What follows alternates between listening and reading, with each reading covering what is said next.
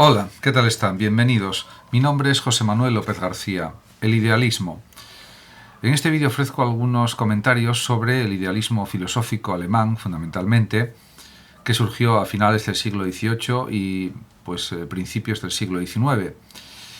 La filosofía kantiana indudablemente provocó un extraordinario renacer filosófico en Alemania. Sin embargo, el idealismo alemán no se explica únicamente como un simple desarrollo doctrinal a partir de Kant. Hay que acudir a los múltiples impulsos surgidos en Alemania a finales del siglo XVIII y principios del XIX. En 1802, por ejemplo, escribía Hegel lo siguiente: Alemania ha dejado de ser un Estado. La derrota ante Napoleón consagraba un desmembramiento político y social. No solamente Alemania estaba dividida, sino que también se encontraba muy atrasada social y económicamente respecto a Inglaterra y Francia, conservando, eso sí, algunos aspectos estructurales prácticamente feudales, por ejemplo, y esto pues también es señalado por poetas o pensadores como Hölderlin, que dice: ningún pueblo se ha desgarrado tanto como el alemán. Otro gran filósofo idealista alemán, como es Fichte, describe esa época con gran pesimismo. Considera que si el fin de la humanidad es organizar las relaciones humanas con libertad y según la razón, en aquel momento se vivía en un estado de la acabada pecaminosidad, es decir, en la edad de la indiferencia absoluta hacia toda verdad y del completo desenfreno sin guía ni dirección alguna. Esto lo escribe en Los caracteres de la edad contemporánea.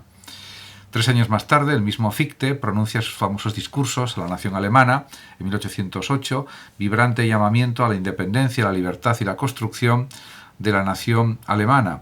El pueblo alemán aún no existe como tal, pero debe hacerse a sí mismo con libertad y comenzar su historia.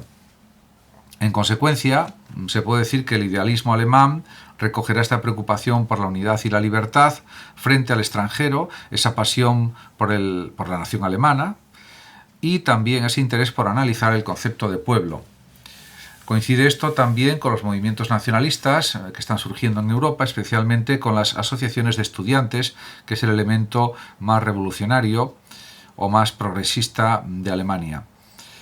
En cuanto al renacer intelectual o espiritual, pues basta citar 4 nombres, como son, por ejemplo, Goethe, que fue un gran literato, también fue naturalista, fue un hombre universal; Kant, por supuesto; Hegel y otros.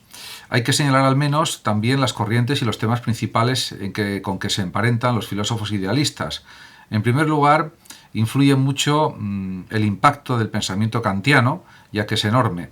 Hölderlin lo llama a Kant el Moisés de nuestra nación, es decir, el que liberó al pensamiento. Y Hegel, en una carta a Schelling en 1795, después de hablar del mismo Schelling de Fichte y Hölderlin, comenta Hegel: a Kant le tiene que llenar de felicidad el poder apreciar ya el fruto de su trabajo entre tan dignos sucesores.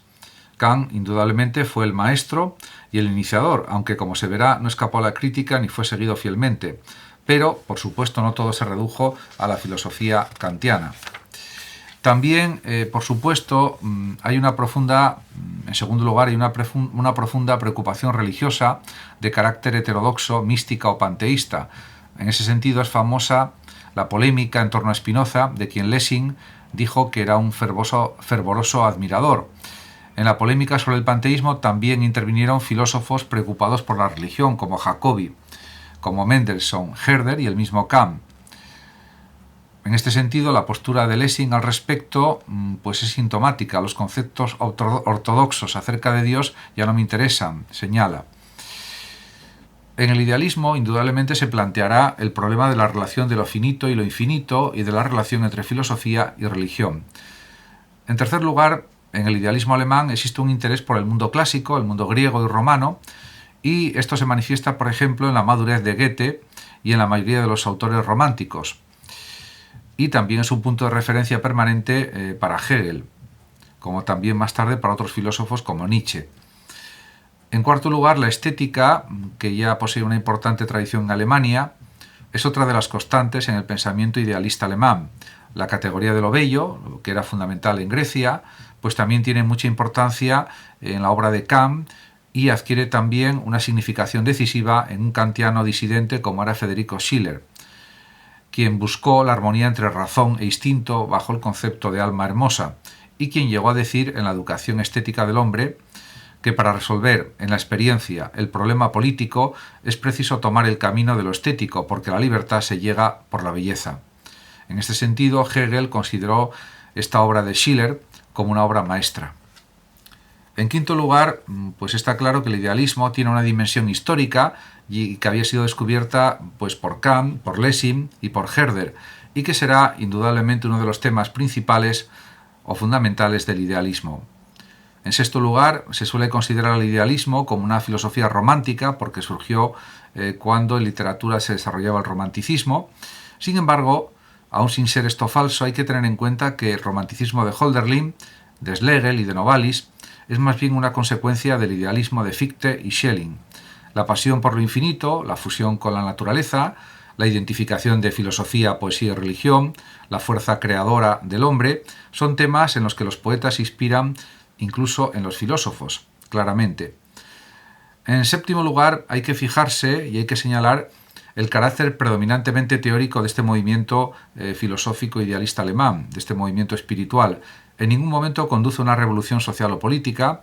Marcuse, por ejemplo, ha señalado que la Reforma había acostumbrado a los alemanes a considerar la libertad como una libertad interior, compatible con la servidumbre exterior. En este sentido, los intelectuales consideraban pues el mundo del pensamiento, el arte y la religión como el mundo real. El mismo Hegel, por ejemplo, escribió que si en Francia los hombres pasan directamente de las ideas a los actos, en Alemania todo se queda en el desarrollo teórico. Preferimos meditar con el gorro de dormir puesto, llega a escribir Hegel. El idealismo alemán aparece como término en el siglo XVII con Leibniz, que lo utiliza para contraponer la filosofía platónica y epicúrea, calificada esta última como materialismo. Idealismo es para Leibniz lo mismo que formalismo. La idea o forma, y no la materia, es la esencia de las cosas. Esta acepción del término pues no ha sido generalmente aceptada. En cualquier caso, Kant denominó idealismo empírico, por oposición al realismo empírico, a la doctrina que declara la existencia de las cosas en el espacio y fuera de nosotros, o bien imposible idealismo dogmático de Berkeley, podríamos pensar en él, y llamó a su propia doctrina idealismo trascendental, Kant, doctrina que considera que los fenómenos son simples representaciones y no como cosas en sí. En este orden de cosas, el espacio y el tiempo son formas a priori de la intuición sensible. Para Kant, el idealismo trascendental no solo no está en contradicción con el realismo empírico, sino que le sirve de apoyo. Actualmente se entiende por idealismo la concepción filosófica defendida por Fichte, por Schelling y Hegel, idealismo alemán, y continuada en dependencia de ellos por otros pensadores como Schopenhauer o Bradley, etc. Este idealismo surge, sin duda, como transformación del pensamiento kantiano y dentro del contexto político-cultural descrito más arriba. Podemos decir que el idealismo alemán propone un nuevo concepto de racionalidad, lo que se puede denominar la razón infinita, absoluta y creadora, llamada también yo, idea o espíritu. Este nuevo modelo surge como resultado de la búsqueda, cuyos inicios se ven en la Revolución Francesa, de una racionalidad universal que rija y unifica el destino de la humanidad y a la cual puede acogerse el individuo sin perder independencia ni libertad. El concepto rusoniano de voluntad general está en esta misma línea del idealismo alemán. Podemos decir que la razón infinita y universal que produce todo lo real y que contiene dentro de sí a los individuos racionales, pues es uno de los elementos básicos del idealismo.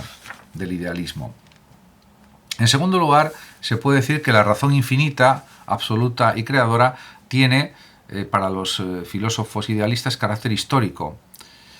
La razón infinita puede ser entendida como la meta de la historia, porque diríamos que progresa mediante un proceso dialéctico en el que asume el pasado y se reconcilian todas las contradicciones. En un tercer momento, se establece una nueva relación entre filosofía, ciencia y religión. La filosofía vuelve a ser sistemática, y lo es más que nunca, y metafísica, ya que utiliza un nuevo método, el método que se puede denominar dialéctico, y se coloca por encima de la ciencia, a la que deja de mirar como modelo como había sucedido en los siglos anteriores. La metafísica, por tanto, en el idealismo es la ciencia por antonomasia, y Fichte titulará su obra filosófica fundamental como el sistema de la ciencia. Por otro lado, la religión es considerada como una expresión imperfecta de la metafísica, Nunca en la historia de la filosofía se había esperado tanto de la metafísica. Fichte es uno de los grandes filósofos idealistas alemanes, nació en 1762 y murió en 1814, y Schelling es otro de los grandes filósofos idealistas alemanes, nació en 1775 y murió en 1854, junto con Hegel, que murió en 1831 y nació en 1770, son los tres grandes filósofos idealistas. Fichte, por ejemplo, parte de Kant, a quien intenta interpretar y corregir en dos cuestiones fundamentales del kantismo, la posibilidad de la experiencia y la antinomia necesidad causal libertad, y desarrolla una filosofía original y propia. Y el propio talante de Fichte es el que le marca el camino. Para él lo esencial es la acción, ya lo había dicho Goethe, al principio era la acción. En relación con el problema de la experiencia, Fichte se plantea como el problema de la relación entre el yo, o lo plantea como el problema de la relación entre el yo y las cosas. El dogmatismo, dice Fichte, admite la cosa en sí y hace depender de ella al yo cognoscente. El idealismo hace depender las cosas del yo. La elección de una filosofía depende de la clase de hombre que se es, escribe Fichte, quien opta claramente por el idealismo, que respeta la libertad y espontaneidad del yo y explica mejor la experiencia. Prescinde pues de la cosa en sí e intenta mostrar Fichte cómo se construye la experiencia a partir del yo. En la experiencia ya no hay nada dado, sino que todo es puesto por el yo. De todas formas, lo que más le interesaba a Fichte eran los problemas éticos, la libertad y la acción moral. El yo es por ello interpretado como libertad y esfuerzo que requieren también la resistencia del no yo para poderse realizar. En esa tensión reside toda la dignidad moral del hombre. Muchas gracias a todos por su atención, saludos como siempre a los oyentes de Radio Sofando de México y por último decir que el que lo desee puede compartir este vídeo en sus redes sociales, darle like o suscribirse a mi canal de YouTube. Hasta siempre.